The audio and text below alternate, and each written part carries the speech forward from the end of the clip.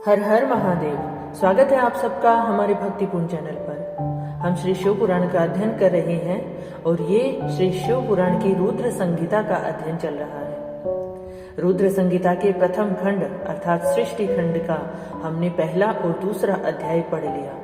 पहले और दूसरे अध्याय में हमने देखा कि नारद जी पर किस प्रकार महादेव की माया प्रभावी हुई। महादेव की माया से मोहित हुए नारद जी कहाँ कहाँ जाते हैं, श्री विष्णु भगवान के पास जाते हैं कि किस प्रकार उनकी तपस्या में कामदेव विघ्न नहीं डाल सके। इसी प्रकार ब्रह्मा जी के पास जाते हैं और आगे क्या घटना होती है, आगे क्या कथा चर्चा चलती है, उसका वर्णन आज के अध्याय 3 में।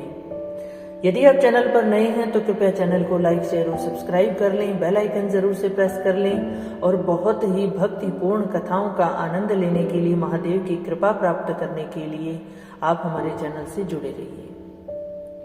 तो चलिए आज के तीसरे अध्याय का अध्ययन करना शुरू करते हैं। बोलिए शंकर भगवान की जय। तीसरा अध्याय है माया निर्मित नगर में शील निधि की कन्या पर मोहित हुए नारद जी का भगवान विष्णु से उनका रूप मांगना, भगवान का अपने रूप के साथ उन्हें वानर का समूह देना और कन्या का भगवान को वर्ण करना और कुपित हुए नारद का शिव गणों को श्राप देना। श्री सूत जी कहते हैं, हे महर्षियों, जब नारद मुनि इच्छानुसार वहां से चले गए, कहां से चले गए? श्री विष्णु भगवान के पास से चले गए। तब भगवान शिव की इच्छा से माया विशारद श्री हरि ने तत्काल अपनी माया प्रकट की। उन्होंने मुनि के मार्ग में एक विशाल नगर की रचना की जिसका विस्तार 100 योजन था। वह अद्भुत नगर बड़ा ही मनोहर था। भगवान ने उसे अपने वैकुंठ लोक से भी अधिक रमणीय बनाया था। नाना प्रकार की वस्तुएं उस नगर की शोभा बढ़ाती थी और वहां स्त्रियों पुरुषों के लिए बहुत से विहार स्थल थे। वह श्रेष्ठ नगर चारों वर्णों के लोगों से भरा था। वहां शील निधि नामक ऐश्वर्यशाली राजा राज्य करते थे। वे अपनी पुत्री का स्वयंवर करने के लिए उद्यत थे। उन्होंने महान उत्सव का आयोजन किया था और उनकी कन्या का वर्णन करने के लिए उत्सुक हो चारों दिशाओं से बहुत से राजकुमार पधारे थे जो नाना प्रकार की वेशभूषा तथा सुंदर शोभा से प्रकाशित हो रहे थे। उन राजकुमारों से वह नगर भरा पूरा दिखाई देता था और ऐसे सुंदर राजनगर को देखकर नारद जी मोहित हो गए। वे राजा शील निधि के द्वार पर गए। मुनि शिरोमणि नारद को आया देख महाराज शील निधि ने श्रेष्ठ रत्नमय सिंहासन पर बिठाकर उनका पूजन किया। तत्पश्चात अपनी सुंदरी कन्या को, जिसका नाम श्रीमती था, बुलवाया और उससे नारद जी के चरणों में प्रणाम करवाया। उस कन्या को देखकर नारद मुनि चकित हो गए और बोले, राजन, यह देव कन्या के समान सुंदरी महाभागा कन्या कौन है? उनकी बात सुनकर राजा ने हाथ जोड़कर कहा, हे मुने, ये मेरी पुत्री है और इसका नाम श्रीमती है। इसके विवाह का समय आ गया है। यह अपने लिए सुंदर वर चुनने के निमित्त स्वयंवर में जाने वाली है। इसमें सब प्रकार के शुभ लक्षण लक्षित होते हैं। महर्षि, आप इसका भाग्य बताइए। अब राजा के इस प्रकार पूछने पर काम से विह्वल हुए मुनिश्रेष्ठ नारद उस कन्या को प्राप्त करने की इच्छा मन में लिए राजा को संबोधित करके इस प्रकार बोले, हे भूपाल, आपकी ये पुत्री समस्त शुभ लक्षणों से संपन्न है, परम सौभाग्यवती है। अपने महान भाग्य के कारण यह धन्य है और साक्षात लक्ष्मी की भांति समस्त गुणों की आगार है। इसका भावी पति निश्चय ही भगवान शंकर के समान वैभवशाली, सर्वेश्वर, किसी से पराजित न होने वाला, वीर, काम विजयी तथा संपूर्ण देवताओं में श्रेष्ठ होगा। ऐसा कहकर राजा से विदा ले इच्छा अनुसार विचरने वाले नारद मुनि वहां से चल दिए और वे काम के वशीभूत हो गए थे। शिव की माया ने उन्हें विशेष मोह में डाल दिया था। वे मुनि मन ही मन सोचने लगे कि मैं इस राजकुमारी को कैसे प्राप्त करूं। स्वयंवर में आए हुए नरेशों में से सबको छोड़कर यह एकमात्र मेरा ही वर्ण करे, ये कैसे संभव हो सकता है? समस्त नारियों को सौंदर्य सर्वथा प्रिय होता है। सौंदर्य को देखकर ही वह प्रसन्नता पूर्वक मेरे अधीन हो सकती है, इसमें संशय नहीं। ऐसा विचार कर काम से विह्वल हुए मुनिवर नारद भगवान विष्णु का रूप ग्रहण करने के लिए तत्काल उनके लोक में जा पहुंचे। वहां भगवान विष्णु को प्रणाम करके इस प्रकार बोले, हे भगवान, मैं एकांत में आपसे सारा वृतांत कहना चाहता हूँ। तब बहुत अच्छा कहकर लक्ष्मीपति श्री हरि नारद जी के साथ एकांत में जा बैठे और बोले, हे मुने, अब आप अपनी बात कहिए। तब नारद जी ने कहा, हे भगवान, आपके भक्त जो राजा शील निधि हैं, वे सदा धर्म पालन में तत्पर रहते हैं उनकी एक विशाल लोचन कन्या है जो बहुत ही सुंदरी है, उसका नाम श्रीमती है। वह विश्व मोहिनी के रूप में विख्यात है और तीनों लोकों में सबसे अधिक सुंदरी है। हे प्रभु, आज मैं शीघ्र ही उस कन्या से विवाह करना चाहता हूँ। राजा शील निधि ने अपनी पुत्री की इच्छा से स्वयंवर रचाया है, इसलिए चारों दिशाओं से वहां सहस्त्रों राजकुमार पधारे हैं। हे नाथ, मैं आपका प्रिय सेवक हूँ, अतः आप मुझे अपना स्वरूप दे दीजिए, जिससे राजकुमारी श्रीमती निश्चय ही मुझे वर ले। श्री सूत जी कहते हैं, हे महर्षियों, नारद मुनि की ऐसी बात सुनकर भगवान मधुसूदन हंस पड़े।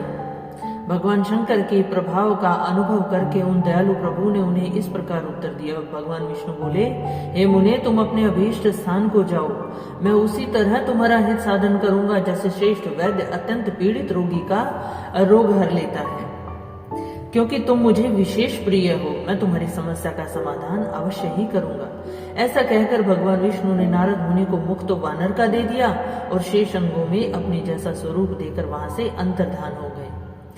भगवान की पूर्वोक्त बात सुनकर और उनका मनोहर रूप प्राप्त हो गया समझकर नारद मुनि को बड़ा हर्ष हुआ कि अब तो हमें भगवान श्री हरि जैसा रूप प्राप्त हो गया। अब तो वो कन्या मुझे अवश्य ही वर्ण कर लेगी।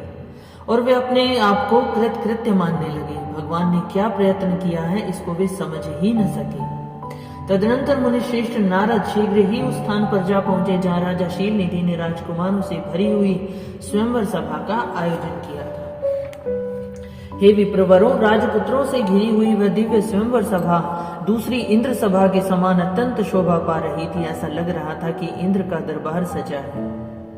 नारद जी उस राजसभा में जा बैठे और वहां बैठकर प्रसन्न मन से बार बार यही सोचने लगे, मैं भगवान विष्णु के समान अवश्य बहुत सुंदर रूप धारण किए हूँ, अतः यह राजकुमारी अवश्य ही मेरा वर्ण करेगी और दूसरे का नहीं। मुनि श्रेष्ठ नारद को ये ज्ञात नहीं था कि मेरा मुंह कितना कुरूप है। उस सभा में बैठे हुए सब मनुष्यों ने मुनि को उनके पूर्व रूप में ही देखा था। राजकुमार आदि कोई भी उनके रूप परिवर्तन के रहस्य को न जान सके। वहां नारद जी की रक्षा के लिए भगवान रुद्र के पार्षद आए, जो ब्राह्मण का रूप धारण करके गूढ़ भाव से वहां बैठे थे। वे ही नारद जी के रूप परिवर्तन के उत्तम भेद को जानते थे। मुनि को कामावेश से मूढ़ हुआ जान वे दोनों पार्षद उनके निकट गए और आपस में बातचीत करते हुए उनकी हंसी उड़ाने लगे। परंतु मुनि तो काम से विवल हो रहे थे, अतः उन्होंने उनकी यथार्थ बात भी अनसुनी कर दी और वे मोहित हो श्रीमती को प्राप्त करने की इच्छा से उसके आगमन की प्रतीक्षा करने लगे। इसी बीच में वह सुंदरी राजकन्या स्त्रियों से घिरी हुई अंतपुर से वहां आई। उसने अपने हाथ में सोने की एक सुंदर माला ले रखी थी। वह शुभ लक्षणा राजकुमारी स्वयंवर के मध्य भाग में लक्ष्मी के समान खड़ी हुई अपूर्व शोभा पा रही थी। उत्तम व्रत का पालन करने वाली वह भूप कन्या माला हाथ में लेकर अपने मन के अनुरूप वर का अन्वेषण करती हुई सारी सभा में भ्रमण करने लगी और देखने लगी कि उसके योग्य वर कौन सा है।